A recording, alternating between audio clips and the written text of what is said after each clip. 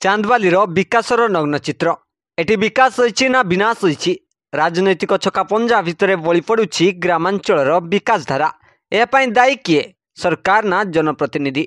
स्वाधीनतार 77 वर्ष पर भी वार्ड बासिंदांक पई स्वप्न पलटिला पक्का रास्ता। साई को रास्ता नथिबारु अधा बाटरे अटकी जाउछि कुनी कुनी पिलांक भविष्यत।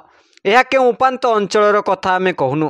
आमे कहूचु भद्रक जिला चांदबाली ब्लॉक अंतर्गत चरदिया ग्राम पंचायत ध्रुवपल्ली ग्रामर मंडल साई बासिंदांक दैनंदिन यातायात रास्तार अवस्था कथा।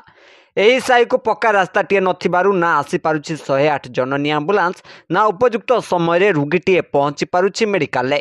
ग्राम एक विवाह थिबारु बरकन्या 2 किलोमीटर रास्ता चाली चाली जाउथिबार दृश्य समस्त हृदय को आंदोलित करुछि। एही भद्रक जिला दुई थर मुख्यमंत्री देइथिबा बेले वर्तमान मंत्री सूर्यवंशी सरोज मु 3 थर विधायक हेउथिबा बुलाउथिबा बाबू बेमकेश वो एही निर्वाचन मंडलीर प्रार्थी बीजेपी राज्य सभापति मनमोहन सामल एही हेवीवेट नेता माने जनता प्राथमिक समस्यार समाधान करिबारे विफल ना एही चित्र देखिला परे एही रास्ता करिबा पई सफल हेउचंती देखिबाको बाकी रहिला। वर्षा दिन कथा कहिबा ठारू न कहिबा भल। छात्र छात्री माने आंठुए आंठुए कादुओ पानी रे पसी जिबा आसिबा करुछंती।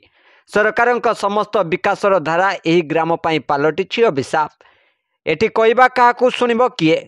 विकासर नग्न चित्र चांदबाली रे वर्ष वर्ष धरि देखिबाकू हुए। प्रशासनिक कर्मचारी मानक ठारू आरंभ करी राजनेता पर्यंत जेते काकुति मिनती कले मध्य शुणुनांती बड़ बड़िया बाबू माने।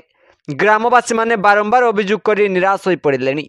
जदि आगामी दिन में किसी सुफल न मिले ताले 60 गोटी परिवार आगामी दिन में सामाजिक सेवारू वंचित हेबे एथिरे कौनसी संदेह नहीं। Bureau report, Bharat news Odia.